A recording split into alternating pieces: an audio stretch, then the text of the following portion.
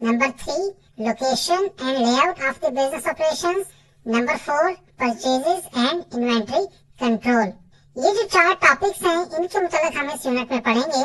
सबसे पहले जो हमारा टॉपिक है वो है ऑपरेशंस मैनेजमेंट। ऑपरेशंस मैनेजमेंट के अंदर हम मजीद 4 सब टॉपिक्स पढ़ेंगे। इन टॉपिक्स में से सबसे पहला है इंट्रोडक्शन टू ऑपरेशंस, सेकंड है process of operations management, third है एलिमेंट्स ऑफ ऑपरेशंस मैनेजमेंट और नंबर 4 है डेवलपमेंट ऑफ ऑपरेशनल प्लान। तो सबसे पहले हम बात करते हैं इंट्रोडक्शन टू ऑपरेशंस या बिजनेस ऑपरेशंस किसे कहते हैं। The operational matter or simply operations are set of activities or tasks a business is required to perform to make a product for the consumer। यानी आप अपने कंज्यूमर के लिए जो प्रोडक्ट बनाना चाह रहे हैं उसके लिए जितनी एक्टिविटीज आप बिजनेस के अंदर परफॉर्म करेंगे उन्हें हम ऑपरेशंस कहते हैं। These activities are performed by considering the objectives set in the plan developed by the management earlier। ये वो एक्टिविटीज होती हैं जिनको हम प्लानिंग की स्टेज पे डिफाइन कर देते हैं कि हमने अगर एक पर्टिकुलर प्रोडक्ट बनानी है तो उसके लिए ये एक्टिविटीज हम परफॉर्म करेंगे। The predetermined objectives are divided into different areas and a set of activities is developed to carry out the production process। जैसे कि हमने बात की, जब प्लानिंग स्टेज पे हम अपने गोल्स या ऑब्जेक्टिव सेट कर देते हैं तो उसके बाद हम ये तय करते हैं कि कौन कौन सी एक्टिविटीज हम परफॉर्म करेंगे जिससे हम अपनी मतलूबा प्रोडक्ट बना सकते हैं। प्रोसेस ऑफ ऑपरेशंस मैनेजमेंट, यानी ऑपरेशंस मैनेजमेंट का काम एक्चुअली प्रैक्टिकली होता कैसे है। इसके 3 स्टेजेस यहाँ पे दिखाई गई हैं। सबसे पहले है इनपुट स्टेज। इनपुट स्टेज में हम रॉ मटेरियल्स सप्लायर से बाई करते हैं और लेबर अप्लाई करते हैं, यानी मुख्तलिफ जो स्किल्ड वर्कर होते हैं वो इस रॉ मटेरियल्स को मशीनों में डालते हैं। नेक्स्ट स्टेज है प्रोसेस की। इस प्रोसेस की स्टेज में मशीनें ओपन करके और टेक्नोलॉजी के जरिए प्रोडक्ट को प्रोसेस किया जाता है और आउटपुट की स्टेज में फिनिश गुड तैयार की जाती है। जैसे कि मैं आपको मिसाल दूं, अगर एक फैक्ट्री है जिनका काम है जूते बनाने का, तो इनपुट की स्टेज पे जूतों के लिए चमड़ा वगैरह खरीदा जाएगा और वर्कर अपनी लेबर अप्लाई करेंगे। उसके बाद प्रोसेस की स्टेज पे ये सब कुछ मशीनों में डाला जाएगा और टेक्नोलॉजी के जरिए जूतों का डिजाइन पहले से तय करना होगा जिससे ही जूते बनाए जाएंगे और आउटपुट स्टेज में मुकम्मल जूते बन के पैक होके फैक्ट्री से बाहर आएंगे। तो ये प्रोसेस है ऑपरेशंस मैनेजमेंट का। Elements of operations management. Operations management के एलिमेंट्स कौन से हैं, यानी वो कौन सी बातें हैं जो जरूरी हैं ऑपरेशंस मैनेजमेंट के लिए। सबसे पहले defining task. The definition of activities include identifying the tasks, determining the methodology of performance and inserting performance indicators। यानी सबसे पहले हमने अपनी लेबर के लिए टास्क डिफाइन करने हैं कि आप लोगों ने काम करना क्या है। जो मजदूर, जो वर्कर आपने फैक्ट्री में रखे हों उन्हें सबसे पहले बताना है कि आपने ये काम, आपने कौन सा काम करना है और ये काम किस तरीके से करना है। उसके बाद division of labour. The principle of division of labor calls for assigning of different workers to each task so that the work can be completed in a timely manner and the workers specializes in their respective tasks or duties। तो division of labor से मुराद ये है कि आप मुख्तलिफ workers को मुख्तलिफ कामों में लगाते हैं और उन्हें बताते हैं कि हर वर्कर ने क्या काम करना है। जब आप काम अपने वर्कर्स में तकसीम कर देते हैं, डिवाइड कर देते हैं, तो वो काम जल्दी और आसानी से हो जाता है। उसके बाद शेड्यूलिंग। आपने जो एक्टिविटीज अपने लेबर से या वर्कर्स से करवानी हो, आप उन्हें एक शेड्यूल देते हैं, आप उन्हें टाइम फ्रेम देते हैं कि ये एक्टिविटी इतनी देर में खत्म हो जानी चाहिए। उसके बाद controlling. The controlling role means the checking of performance of the workers by comparing it with the assigned targets to know any deviation from the plan objectives. Controlling की स्टेज पे हम ये काम करते हैं कि हम वर्कर्स की परफॉर्मेंस को चेक करते हैं और उन्हें टारगेट्स के साथ कंपेयर करते हैं कि क्या वर्कर्स ने अपना टारगेट अचीव किया है या नहीं किया। और आखिरी बात feedback. The feedback system refers to the inquiries on the implementation mechanism of the system. Feedback का ताल्लुक इस बात से होता है कि जो वर्कर्स को टारगेट्स दिए गए थे, क्या वो टारगेट्स अचीव हुए हैं या नहीं हुए, और अगर नहीं हुए तो इसकी वजूहात क्या हैं और कैसे इन टारगेट्स को अचीव किया जा सकता है। अब हम बात करेंगे ये सारे ऑपरेशंस जिनके मतलब हमने पढ़ा कि इन असूलों की मदद से हम अपने बिजनेस के ऑपरेशंस रन करेंगे। प्रैक्टिकली जो ऑपरेशनल प्लान है उसको डेवलप कैसे किया जाएगा। What are the requirements for developing an operational plan for a business. तो इसमें काफी फैक्टर्स हैं जिनको हमें कंसीडर करना पड़ता है जब भी कोई हम ऑपरेशनल प्लान डिजाइन करते हैं एक बिजनेस के लिए। सबसे पहले जो फैक्टर हमें देखना पड़ता है उसे हम कहते हैं नेचर ऑफ बिजनेस, यानी कि बिजनेस किस तरह का है। क्या कोई प्रोडक्ट बनाने वाला बिजनेस है जिसे हम मैन्युफैक्चरिंग बिजनेस कह सकते हैं, या सर्विस ओरिएंटेड बिजनेस है जैसे कोई बैंक है। दूसरी बात हम देखते हैं स्ट्रेटेजिक विजन, कि जो कंपनी की मैनेजमेंट है, जो कंपनी की ओनर्स हैं, उनका स्ट्रेटेजिक विजन क्या है, यानी वो अपना आने वाले 10 या 15 सालों के मतलब क्या सोच रखते हैं और किस तरह की प्रोडक्ट डेवलप कराना चाहते हैं। उसके बाद टाइम लिमिट्स, हमें देखना होगा कि एक प्रोडक्ट हमें कितनी देर में कंज्यूमर के लिए डेवलप करके भेजनी है, उसके मुताबिक हमें ऑपरेशनल प्लान बनाना पड़ेगा। उसके बाद देखनी होगी हमें ऑर्गेनाइजेशनल स्ट्रेंथ्स। ऑर्गेनाइजेशनल स्ट्रेंथ से मुराद ये है कि हमारी ऑर्गेनाइजेशन या बिजनेस के अंदर कौन सी खूबियां हैं कि हम ये काम जल्दी से जल्दी कर सकते हैं। उसके बाद मैन पावर रिक्वायर्ड, हमें ये देखना होगा कि अगर हमने मिसाल के तौर पे 500 प्रोडक्ट्स डेवलप करनी है तो इसके लिए हमें कितनी मैन पावर या कितने स्किल्ड वर्कर की जरूरत होगी। उसके बाद हमें देखना होगा सप्लायर्स रोल, जो भी प्रोडक्ट आप डेवलप करके कंज्यूमर तक पहुंचाएंगे उसके लिए कहीं ना कहीं से आपको रॉ मटेरियल परचेज करना पड़ेगा। रॉ मटेरियल परचेज करने के लिए आपको सप्लायर से राब्ते रखने पड़ेंगे और देखना पड़ेगा कि हमारे सप्लायर्स कितना रॉ मटेरियल प्रोवाइड कर सकते हैं। उसके बाद टेक्नोलॉजी रिक्वायरमेंट, आपको देखना होगा कि जो प्रोडक्ट्स आपने डेवलप करनी है क्या उतनी तादाद में आपके पास मशीनें या टेक्नोलॉजी मौजूद है। और आखिरी बात कस्टमर्स डिमांड, कि कस्टमर्स आपकी प्रोडक्ट कितनी डिमांड कर रहे हैं, यानी आपको अपनी प्रोडक्ट कितनी तैयार करनी चाहिए और कितने खरीदार मौजूद हैं आपकी प्रोडक्ट के लिए। तो ऑपरेशनल प्लान डेवलप करने के लिए इन बातों का होना जरूरी है। अब हम बात करते हैं location and layout of the business operations. जब भी हम बिजनेस ऑपरेशंस यानी बिजनेस के अंदर प्रैक्टिकल एक्टिविटीज परफॉर्म करते हैं तो दो बातों की बहुत अहमियत होती है। First one is the location of the business and second one is the layout of the business operations. अब इस पे हम बात करेंगे। इसके साथ साथ हम देखेंगे सिलेक्शन ऑफ बिजनेस और फैक्ट्री लोकेशन, यानी हम अपने बिजनेस या फैक्ट्री को लोकेशन कैसे सिलेक्ट कर सकते हैं। उसके बाद plan layout and it's component, layout को कैसे प्लान कर सकते हैं और इसके कंपोनेंट्स कौन से होते हैं। और साथ हम ये भी देखेंगे types of plan layout and requirements of a good layout. तो सबसे पहले हम बात करते हैं इंपॉर्टेंस ऑफ लोकेशन पे। The favourable location of plant in a business makes it easier for the management to hire workers, get raw materials, contacting financial institutions, reporting to shareholders, availing tax credit and assessing government departments. यानी कि एक business की location अगर अच्छी हो तो उसकी management के लिए आसान हो जाता है कि वो स्किल्ड वर्कर्स को हायर करे, रॉ मटेरियल बाई करे, फाइनेंशियल इंस्टीट्यूशन यानी बैंक वगैरह से रब्ता करे, अपने शेयर होल्डर से बात करे और गवर्नमेंट से टैक्स क्रेडिट से बात करे। The location is also important in case of service business. A good location in a service providing business should be accessible to the target market nearby to necessary facilities. इसी तरह अगर आपका एक service oriented business है जैसे कोई hotel वगैरह या बैंक वगैरह, तो उसके लिए भी लोकेशन की बहुत अहमियत है, क्योंकि अगर अच्छी लोकेशन होगी तो आपके पास ज्यादा कस्टमर्स आएंगे। The businessman choose ideal site for its factory only after a full and comprehensive survey of all the above mentioned factors and keeping in view the exact requirements of the industry in question.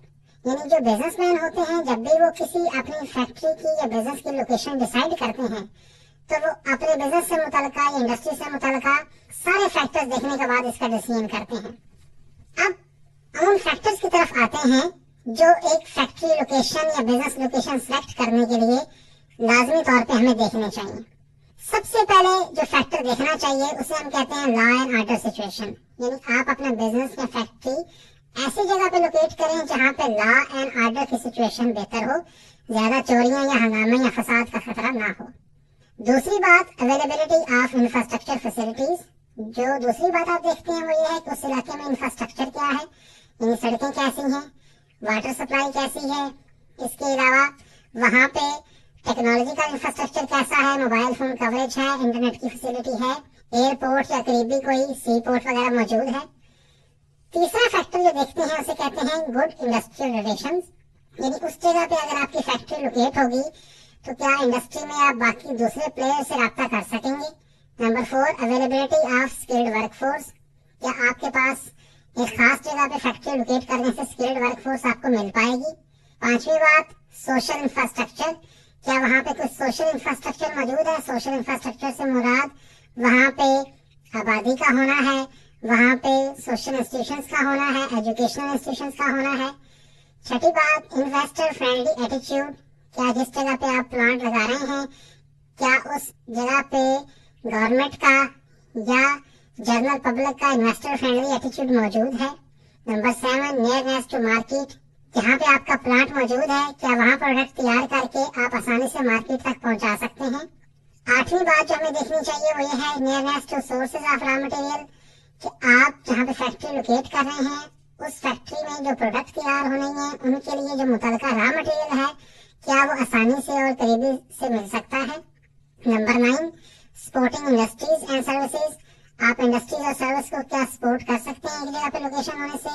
और आखिरी बात, must meet safety requirements. कि जहाँ पे आपका plant located है, क्या आप वहाँ की सेफ्टी रिक्वायरमेंट्स को मीट कर सकते हैं। तो ये 10 बुनियादी बातें हैं जिनका ख्याल रखना जरूरी है जब भी आप किसी एक जगह पे बिजनेस की लोकेशन डिसाइड कर रहे हो या फैक्ट्री की लोकेशन डिसाइड कर रहे हो। अब हम बात करते हैं plant layout and it's component पे। The word layout means the design and the way in which different parts of the business buildings or factory will be located in relation to one another.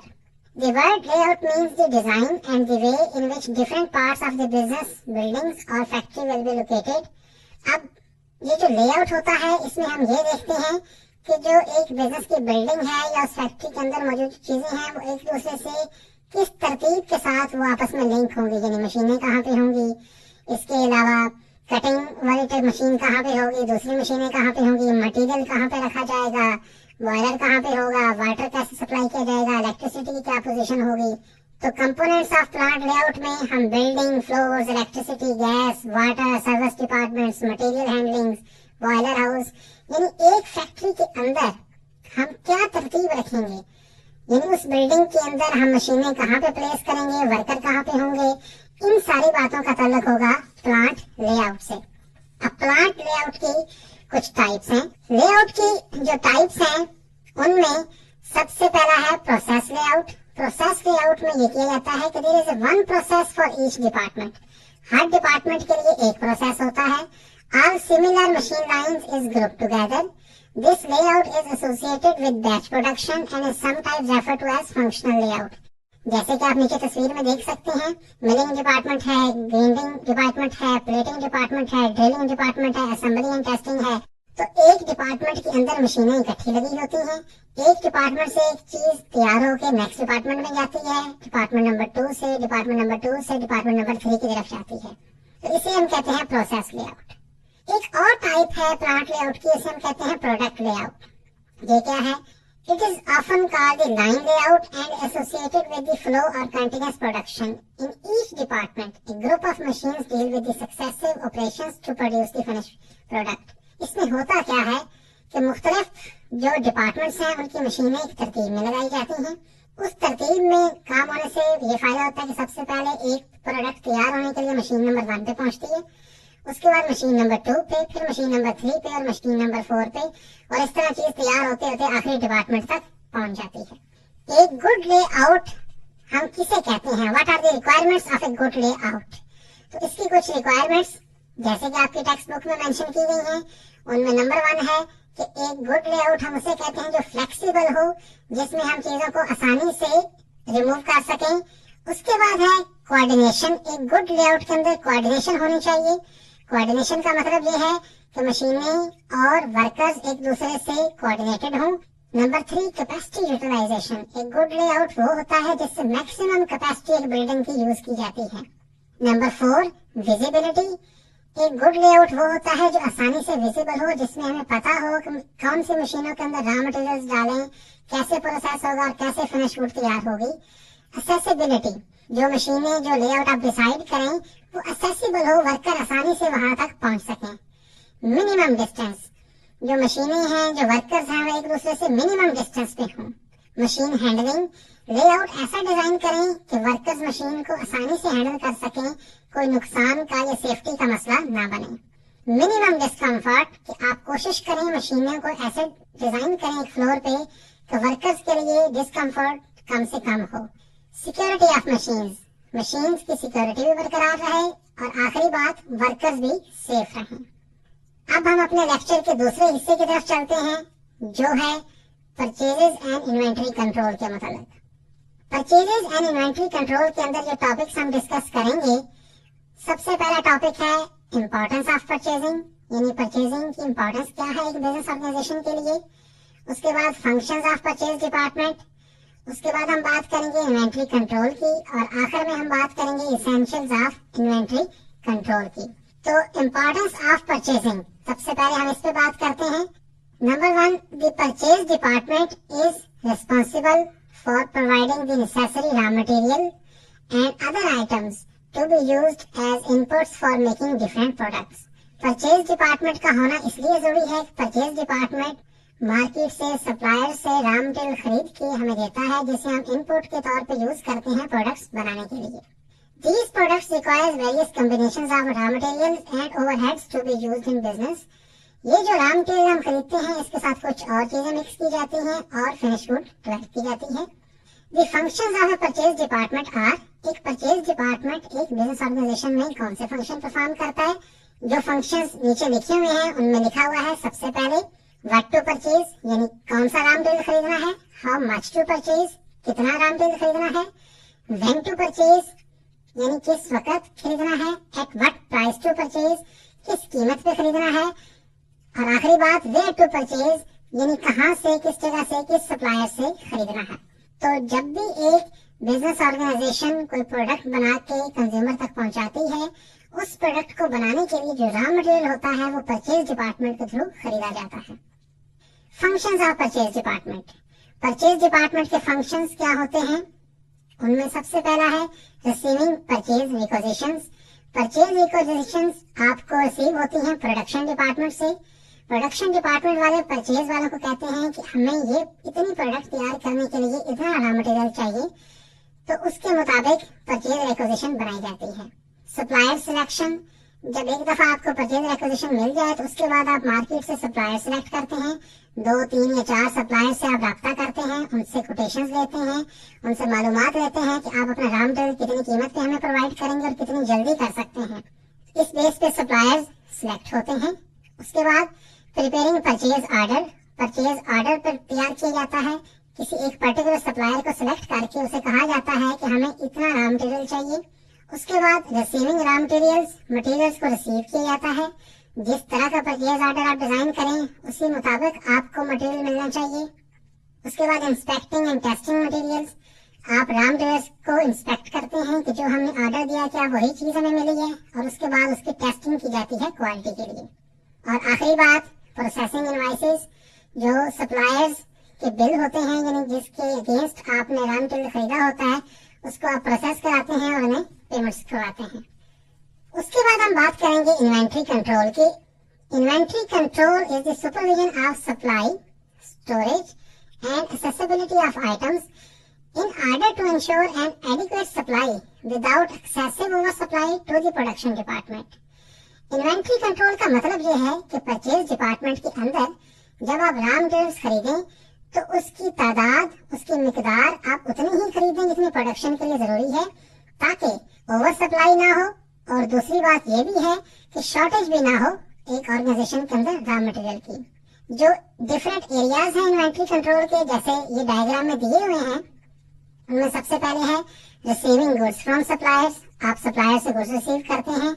Number 2 preventing shrinkage, shrinkage का मतलब होता है कि जो raw material आप खरीदें उसमें कमी बेशी ना हो, वो आपके ऑर्गेनाइजेशन के गोदाम में जब पड़ा है तो पड़ा खराब ना हो जाए। कंट्रोलिंग प्रोडक्ट सेफ्टी, प्रोडक्ट को सेफ बनाएं। Dispatching goods to other departments, other departments को चीजें आप सेंड करते हैं। कंट्रोलिंग प्रोडक्ट वेस्ट, जो रॉ मटेरियल आपने खरीदा हो, जो प्रोडक्ट आपके पास पड़ी हो, उसको वेस्टेज को रोकना भी आपकी जिम्मेदारियों में शामिल है। अब हम बात करेंगे what are the essentials of inventory control. Inventory control के एसेंशियल्स यानी जरूरी बातें कौन सी है जिनका ख्याल रखा जाना चाहिए एक अच्छा इन्वेंट्री सिस्टम मेंटेन करने के लिए। उसमें सबसे पहली बात, material requirements should be properly worked out by using different tools. आप मुख्तलिफ टूल्स के जरिए सबसे पहले मटेरियल रिक्वायरमेंट अच्छे तरीके से समझ लें कि हमें हर वक्त कितना मटेरियल बाई करके स्टोर्स में रखना चाहिए। दूसरी बात, there should be effective coordination among different departments involve. अच्छी कोऑर्डिनेशन होनी चाहिए।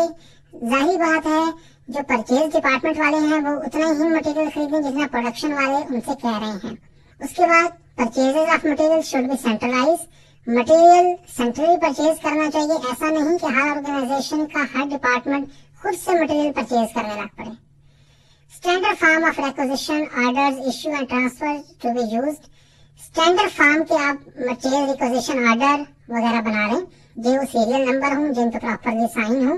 इसी तरह perpetual inventory system of material records should be operated. Perpetual inventory system का मतलब है कि जब भी कोई प्रोडक्ट जिसके लिए आप ऑर्डर देते हैं वो ऑर्गेनाइजेशन के अंदर रिसीव होती है तो उसकी डेट के साथ उसका टाइम आप नोट करें और उसी के मुताबिक अपने रिकॉर्ड्स बनाते जाएं।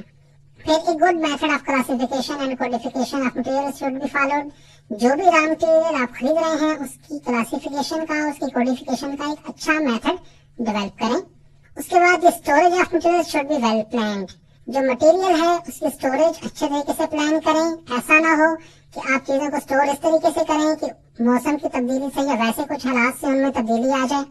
फिर एक good method of issue of material to various orders jobs should be followed. इसी तरह जब आप मटेरियल खरीद के रख लें और मुख्तलिफ डिपार्टमेंट्स वाले आपसे डिमांड करें तो मटेरियल इश्यू करने का भी एक अच्छा मेथड डेवलप करें। अब हम बात करते हैं अपने लेक्चर के आखिरी हिस्से के मुताल्लिक और ये है प्रोडक्शन एक्टिविटीज एंड प्रॉब्लम्स के मुताल्लिक। इसमें हम जो टॉपिक्स पढ़ेंगे उनमें सबसे पहले है फैक्टर्स अफेक्टिंग ऑपरेशंस। दूसरी बात हम पढ़ेंगे साइंटिफिक मैनेजमेंट। तीसरा टॉपिक है हमारा मैनेजिंग लॉजिस्टिक्स इन ऑपरेशंस और आखिरी बात है इन्वेंटरी मैनेजमेंट की। तो सबसे पहले हम बात करते हैं फैक्टर्स अफेक्टिंग ऑपरेशंस, यानी वो कौन से फैक्टर्स होते हैं जो बिजनेस ऑपरेशंस जिनके मुताल्लिक अभी हमने पढ़ा उन पे असरअंदाज होते हैं। इनमें सबसे बड़ा फैक्टर जो होता है वो है लेबर। लेबर की अवेलेबिलिटी, लेबर की एजुकेशन, लेबर की क्वालिटी। जो मजदूर आप काम पे लगाएं, जो वर्कर आप काम पे लगाएं, उनके सबसे पहले क्या वो अवेलेबल होंगे, फिर उनकी क्वालिटी क्या है, एजुकेशन क्या है और स्किल लेवल क्या है। उसके बाद रॉ मटेरियल्स, जो रॉ मटेरियल आप बिजनेस यूज करेंगे ये रॉ मटेरियल किस क्वालिटी का है। उसके बाद टेक्नोलॉजी, आपके पास कितनी अच्छी टेक्नोलॉजी या मशीन्स मौजूद हैं।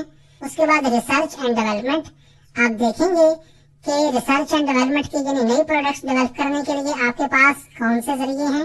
फिर क्वालिटी कंट्रोल्स, आप बिजनेस ऑपरेशंस को बेहतर बना सकते हैं अगर आप हर स्टेप पे क्वालिटी इंश्योर करें। पावर सप्लाई, जाहिर बात है बिजनेस चल ही तब पाएगा जब पावर सप्लाई होगी, यानी इलेक्ट्रिसिटी वगैरह होगी या फ्यूल सप्लाई होगी। इस तरह रिपेयर्स एंड मेंटेनेंस, आपका रिपेयर एंड मेंटेनेंस का डिपार्टमेंट कितना स्ट्रांग है ये भी आपके ऑपरेशंस पे अफेक्ट करेगा। फ्लेक्सिबल वर्क शेड्यूल, आप वर्कर्स के लिए फ्लेक्सिबल वर्क शेड्यूल डिजाइन करें तो इससे अच्छे नतीजे आते हैं। आउटसोर्सिंग, आउटसोर्सिंग का मतलब ये है कि जो बिजनेस ऑपरेशंस आप अच्छे तरीके से अंजाम नहीं दे पा सकते वो दूसरों को या दूसरी कंपनीज को आउटसोर्स कर दें। And lastly political conditions, business से मुतल्लिका जहाँ पे आप बिजनेस कर रहे हैं उस इलाके में पॉलिटिकल कंडीशंस क्या हैं ये भी आपके बिजनेस ऑपरेशंस पे अफेक्ट करेगा। अब हम बात करते हैं साइंटिफिक मैनेजमेंट पे। साइंटिफिक मैनेजमेंट का ताल्लुक इस बात से होता है आप बिजनेस को किस तरीके से मैनेज कर रहे हैं। अगर हम इसकी प्रॉपर बात करें, the scientific management refers to a theory of management that deals with the flow of different activities in a business. एक बिजनेस में जो डिफरेंट एक्टिविटीज होती हैं उनका फ्लो क्या है, कैसे वो एक दूसरे से इंटरेक्ट कर रही होती हैं, इससे हम साइंटिफिक मैनेजमेंट में पढ़ते हैं। The main objective of scientific management is to highlight the patterns of workflow and various activities of business। तो मुख्तलिफ जो बिजनेस के अंदर एक्टिविटीज परफॉर्म की जा रही हैं उनका पैटर्न क्या है। अब इस थ्योरी का मकसद या जो इसकी अटेम्प्ट है वो ये है कि it basically tries to explain the allocated time for each activity performed in a business specially in the operations. यानी बिजनेस ऑपरेशंस के लिए एक पर्टिकुलर एक्टिविटी कितना टाइम ले रही है। मिसाल के तौर पर अगर एक फैक्ट्री है जहाँ पे जूते बनाए जाते हैं तो एक वर्कर कितना टाइम लेते हैं सबसे पहले रॉ मटेरियल इकट्ठा करने में, उसके बाद रॉ मटेरियल को प्रोसेस करने में, उसके बाद जूतों के ऊपर स्टिकर्स लगाने के और उसके बाद जूतों को पैक करने में। तो डिफरेंट जो एक्टिविटीज हैं उन पर वर्कर्स कितना टाइम लगा रहे हैं। ये फ्रेंच एक साइंटिस्ट था फ्रेडरिक टेलर, उसने इस थ्योरी को प्रमोट किया और उसका कहना यह था कि हमें टाइम बाउंडेड इंटरेक्शन बनाना चाहिए मेंस और मशीन्स के अंदर, यानी हमें इंसानों को प्रॉपर टाइम शेड्यूल देना चाहिए कि इतने वक्त में वो एक्टिविटी कंप्लीट करके एक प्रोडक्ट डेवलप करें। उसके बाद हम बात करते हैं managing logistics in operations. Logistics is the management of the flow of things between the point of origin and the point of consumption in order to meet requirements of customers और corporations. Logistics उस management का नाम है जो हम करते हैं point of origin से, यानी जब एक प्रोडक्ट बनना शुरू हो जाएगी और उसके बाद अल्टीमेटली जब वो प्रोडक्ट कंज्यूमर तक डिलीवर होगी, वो सारी एक्टिविटीज की मैनेजमेंट को हम लॉजिस्टिक्स कहते हैं। The resources managed in logistics can include physical items such as food, materials, animals, equipment and liquids, as well as abstract items such as time, information technology, particles and energy. The logistics of physical items involves the integration of information flow, material handling, production, packaging, inventory, transportation, warehousing and often security. तो logistics के अंदर जो traditional areas आते हैं वो यही हैं, packaging है, प्रोडक्शन हैंडलिंग है, मटेरियल हैंडलिंग है, ट्रांसपोर्टेशन एंड वेयर हाउसिंग है। यानी एक प्रोडक्ट जब फैक्ट्री में बनने के लिए आती है तो उसके रॉ मटेरियल के परचेज करने से लेके उस प्रोडक्ट के फिनिश गुड की सूरत में डेवलप होने और डेवलप होने से लेके मार्केट में कंज्यूमर तक पहुंचने में जितनी भी एक्टिविटीज इन्वॉल्व होती हैं, जैसे कि ट्रांसपोर्टेशन हो गई, जैसे वेयर हाउसिंग हो गई, स्टोरेज हो गई, पैकेजिंग हो गई, इन सब को हम लॉजिस्टिक्स के अंदर काउंट करते हैं। तो एक बिजनेस के लॉजिस्टिक ऑपरेशंस जितने अच्छे होंगे उतने ही अच्छे तरीके से उसकी प्रोडक्ट कंज्यूमर तक पहुंच पाएगी। अब हम आखिर में बात करते हैं इन्वेंट्री मैनेजमेंट की। इन्वेंट्री मैनेजमेंट से क्या मुराद है? The inventory management is an area specifying the shape and percentage of stock goods in a business. कि एक बिजनेस के अंदर जो चीजें फिनिश गुड की सूरत में डेवलप हो चुकी हैं उनको कितने अच्छे तरीके से हम स्टोर कर रहे हैं और कितने अच्छे तरीके से वेयर हाउसेज में रखा हुआ है, इस बात का ताल्लुक इन्वेंट्री मैनेजमेंट से होता है। It is required at different locations within a facility or within many locations of supply network to proceed the regular and planned course of production and stock of material. Inventory management हम इस तरीके से करते हैं कि हम factory के अंदर मुख्तलिफ वेयर हाउसेज डेवलप कर सकते हैं, स्टोरेज हाउस डेवलप कर सकते हैं, या हम जहाँ पे हमारे कंज्यूमर लोकेटेड हैं वहाँ पे उस लोकेशन के आसपास अपने वेयर हाउसेज डेवलप कर सकते हैं। अब इन्वेंट्री मैनेजमेंट का जो स्कोप है इसमें अब काफी ज्यादा एक्टिविटीज इन्वॉल्व होती हैं, जैसे कि हमने यहाँ पे कुछ लिखी हुई है। इनमें एक है लीड टाइम। लीड टाइम से मुराद ये है कि प्रोडक्ट जब डेवलप हो जाएगी वहां से लेके कंज्यूमर तक पहुंचने में कितना टाइम लगेगा। Carrying cost of inventory. Inventory की कैरिंग कॉस्ट क्या है, यानी किस कॉस्ट पे वो इन्वेंट्री एक फैक्ट्री से कंज्यूमर तक पहुंच रही है। एसेट मैनेजमेंट हमारी क्या है। इन्वेंट्री फोरकास्टिंग हम कितने अच्छे तरीके से कर पाते हैं। इन्वेंट्री फोरकास्टिंग का मतलब यह है कि मार्केट में हमारे प्रोडक्ट की डिमांड कितनी है और हमारे पास इस वक्त स्टोरेज में कितनी प्रोडक्ट पड़ी हुई है। तो इन्वेंट्री वैल्यूएशन है, इन्वेंट्री विजिबिलिटी है, फ्यूचर इन्वेंट्री प्राइसिंग है या फोरकास्टिंग है। हम फ्यूचर के अंदर प्लान करते हैं कि हमारी इन्वेंट्री की प्राइस क्या हो जाएगी और उस सूरत में हमें कितनी इन्वेंट्री अपने पास रखनी चाहिए। इसी तरह क्वालिटी है, फिजिकल स्पेस मैनेजमेंट है, रिप्लेसमेंट है, यानी अगर कुछ खराब हो जाए इन्वेंट्री आइटम तो उसको रिप्लेस कैसे करना है, रिटर्न्स हैं एंड डिमांड फोरकास्टिंग है। तो ये सारी एक्टिविटीज इन्वेंट्री मैनेजमेंट के अंदर कवर होती हैं। तो डियर स्टूडेंट्स, आज हमने कोर्स कोड 463 के यूनिट नंबर 5 में बिजनेस ऑपरेशंस के मुताबिक बात की और इस यूनिट में हमने ये सीखा कि एक बिजनेस के ऑपरेशंस को प्रैक्टिकली किस तरह रन किया जाता है, कैसे एक्टिविटीज प्लान की जाती हैं, कैसे ऑपरेशनल प्लान्स बनाए जाते हैं और बिजनेस के अंदर मुख्तलिफ स्किल्ड वर्कर्स और मशीनों की मदद से कैसे प्रोडक्ट्स डेवलप की जाती हैं। अल्लाह निगहबान।